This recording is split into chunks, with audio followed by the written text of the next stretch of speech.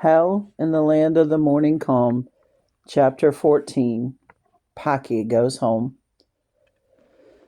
The advance north was moving rather fast for a while and then seemed to suddenly come to an abrupt standstill. The North Korean, quote, crack troops were putting up a last-ditch effort,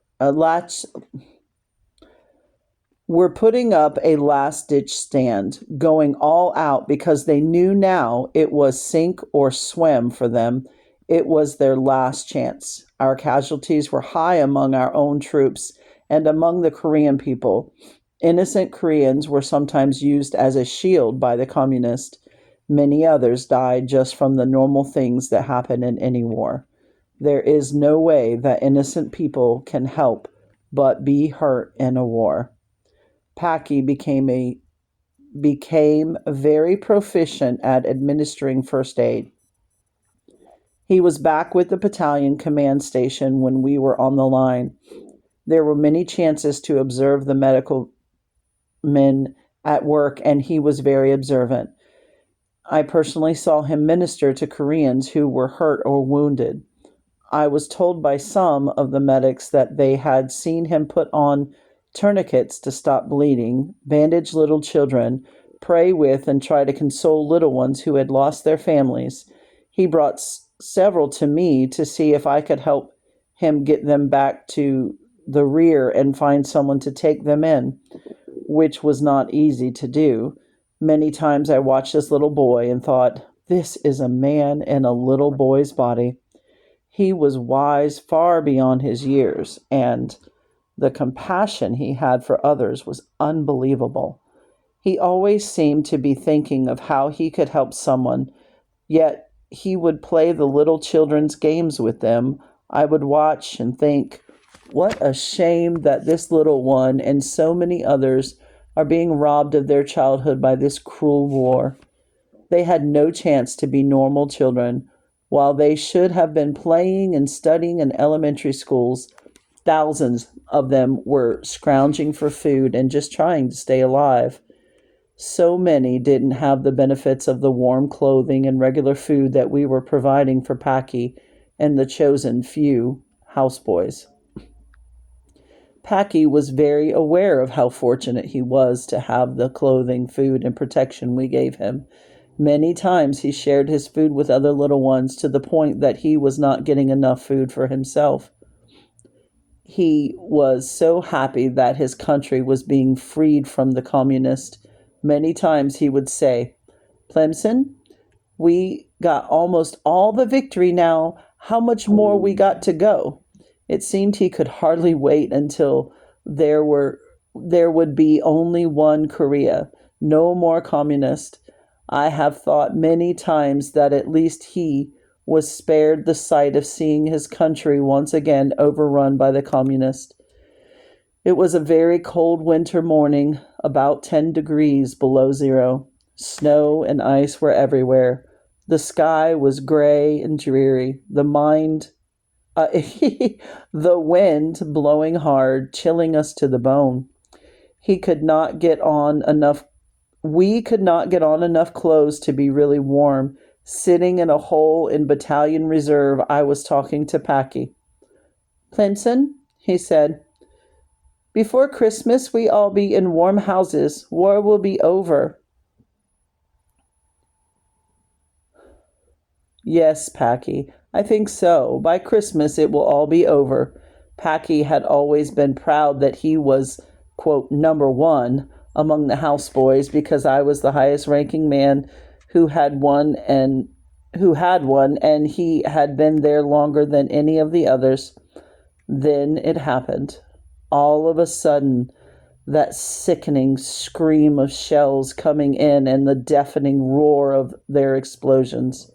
I jumped from my foxhole and began running to the top of the hill where we had a machine gun position.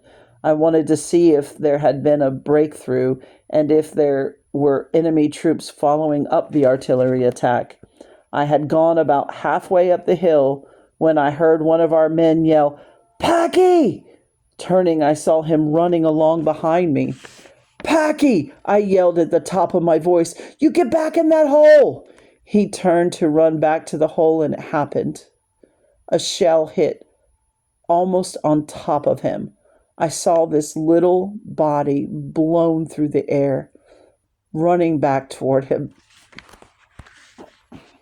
I suddenly stopped.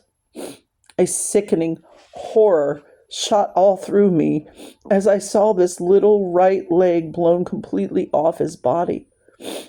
I felt that every nerve in me was screaming, "No, no, no, this can't be, not Packy." When I reached him, he was unconscious and remained unconscious for about 5 minutes. Our medic was working on him, but I knew from his expression and my own experience that it was no use. It would take a miracle from God to save him, and this was not to be. When he regained consciousness, he was not able to talk at first, but even before he could talk, his eyes were searching my face. He saw the anguish in my face.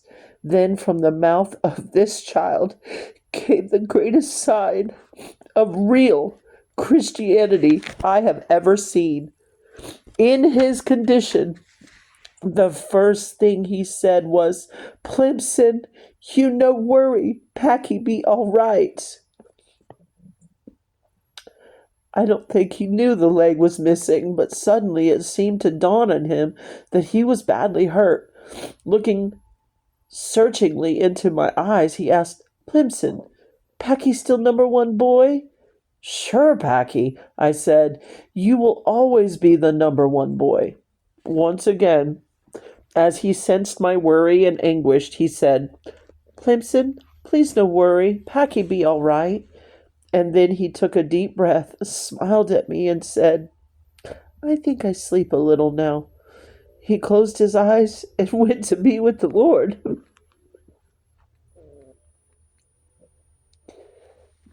I had prepared myself mentally for the men in my outfit to be wounded and killed, but somehow I had never thought about Packy dying in this manner. One of my men, one of the Christians in our outfit, took me by my arm and spoke to me. "Plemons, come on," he said. "You shouldn't stay here like this. Little Packy has made it home.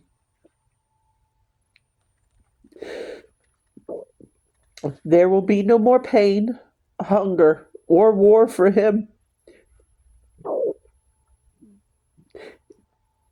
He's made it home." Yes, the little fisherman, the number one boy, had made it home by Christmas. Little Kim, the boy Packy won to the Lord, came up to me a little later and said, "Plemson, we no more have real number one boy anymore. Kim, number two boy. Packy always be number one." Number one boy. I believe the Lord looked down and said, "Yes, Packy was truly the number one boy. Packy will have 2 legs when I see him again, and as much as it hurt, so much in fact, that I didn't speak of it for years after coming back home, I am glad that Packy crossed my path many times in hours of discouragement or times of temptation.